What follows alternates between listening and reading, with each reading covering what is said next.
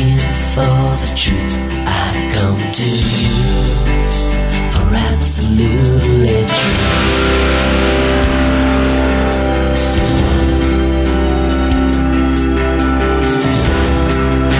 Well, so here it is. Finishing up the review of the Atomos Ninja Inferno, the GH5, Panasonic GH5, Sony FS7, and how this thing works with it, how the Atomos Ninja Inferno works with everything. Is it the end-all be-all? Is it that magic recorder? Does it make the GH5 better than a Sony FS7 at 4K 60 frames per second? Does it? Well, let's take a look at this little guy.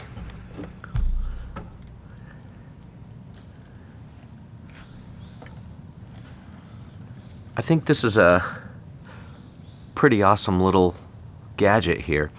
In fact, when you think about the price and when you think about what this thing does, it's actually pretty amazing. It isn't clunky in any way, shape, or form.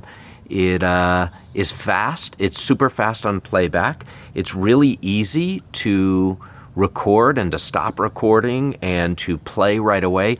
In fact, it's faster than farting around with my Sony FS7 to see how the shot's going.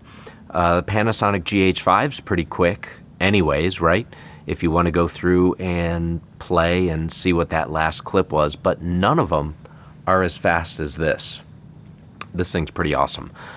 Right now we're shooting with the Panasonic GH5 at 24 frames per second.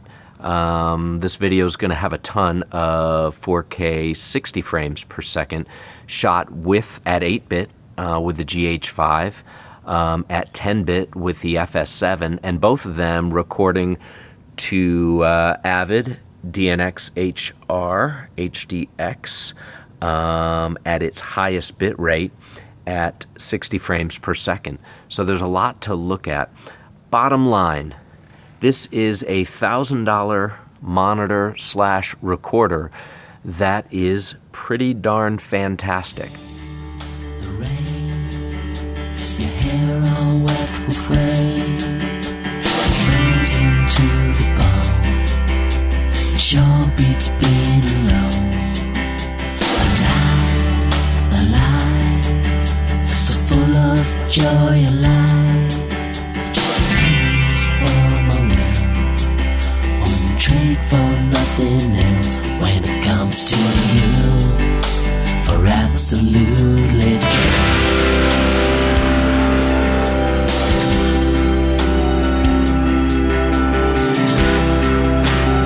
Absolutely, never laugh, never cry, never live, never die, never cold, never sweat, never hurt from too much sex, never breathe, never choke, never cough from too much smoke, never blind, never see, never notice, never breathe.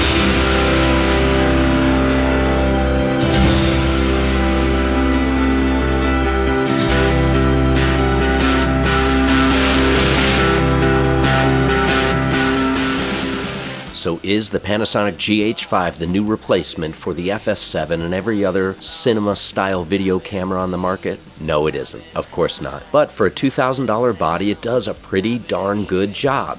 However, it is an 8-bit file, and looking at this type of scene with very bright blown out whites and dark shadows as well and everything in between, that 8-bit file at 60 frames per second just can't keep up. The Sony FS7 does an amazing job of internal 60 frame per second recording at 4K, and I think it's obvious in the files that the Atomos Ninja Inferno does an even better job. Both look great. The Atomos looks even better. I'm blown away when I'm looking at the log files. And again, these aren't raw files. They are still compressed. But what a nice codec. That codec is great to work with. Your digital editing software is going to deal with it very good. It's not a crazy codec. So the Panasonic GH5, excellent for what it is. Excellent for what it is.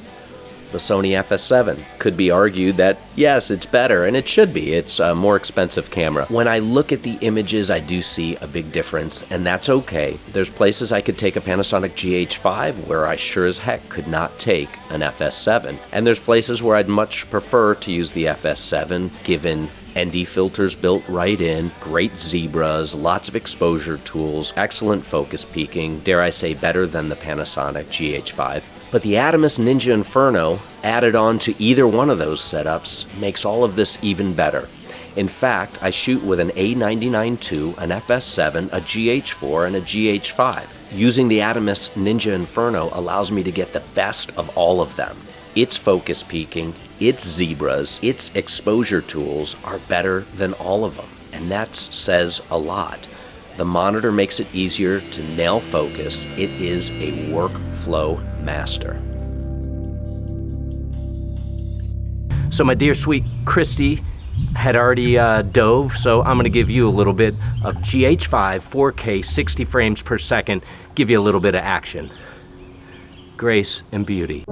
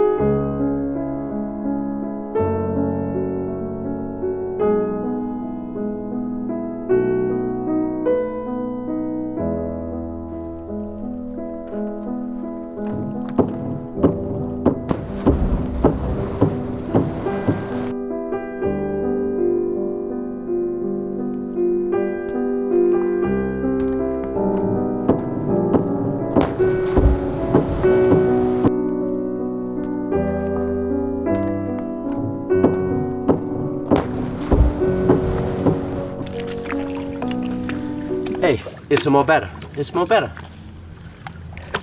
Rambling on here, I just thought I'd share this with you. I thought I would really look into this, and do I like the Ninja Inferno? Is it some of the best gear on the planet 2017? You darn tootin' it is. It's fantastic. It's great stuff. I'm happy to have it, and this is daily kit now. Absolutely daily kit. By the way, it worked great with the A99 II. The only reason I left out the A99 II in this review is that it doesn't shoot 60 frames per second. It doesn't put that signal out. So wouldn't that have been nice if it did? Wouldn't it be super cool if Sony would include at least 60 frames per second on their next camera, at least at the HDMI, maybe on the A7R III or whatever that's going to be. So I look forward to all that stuff. The workflow utilizing these SSDs right in here. I've got a Sony SSD, Samsung SSD in that little caddy, and L-series batteries is really a nice workflow. It's a quick, easy, fast workflow. I can't mess with it. I really dig a lot about this thing. It's been really good. Waveforms, check. RGB, check. You've got all sorts of things. Focus peaking, check. Zebras for the overexposed areas, check. Set those zebras to wherever you want them to come on, just like you would do in like a Sony FS7, if that makes any sense to you. You can do the same thing in GH5, but working with something like the Sony FS7, the zebras are fantastic. But yeah, so this thing really has a lot of tools that makes doing video, getting a great exposure, easy and awesome. I love this for zooming, for getting focus, right? For getting that eye in focus, for getting critical focus. Boom, 2-to-1. We can move around the frame. Who's that ugly guy? We can move around the frame there. get our focus, and bam, we're going. And by the way, we're recording right now. So all of this is live, real time, and it's so easy to use.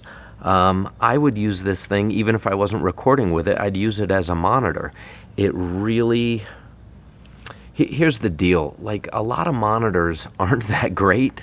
When you use a great monitor, it's really helpful to get critical focus, especially when you're in shallow depths of field and all that junk. But when you get a good one, it makes your workflow almost easier. Yes, it's another piece of junk to have to carry. Yes, there's a darn wire, full-size HDMI to the full-size HDMI port in the Panasonic GH5 and the FS7. But it's a useful piece of junk. It's a useful tool. I gotta tell you, I really like it. By the way, there's our audio coming in. Right there, check 1 2, check 1 2, right? Fantastic. I don't know if you guys are getting it, but there's a lot of pressure to perform in this house. You gotta be able to flip. If you can't flip in this house, you ain't gonna live in this house. Hey guys, this is Sebastian from Sebastian 4K, and I'm about to do a front flip into the pool, and I hope you like it. So on 3, go Dad. 3, 2, 1.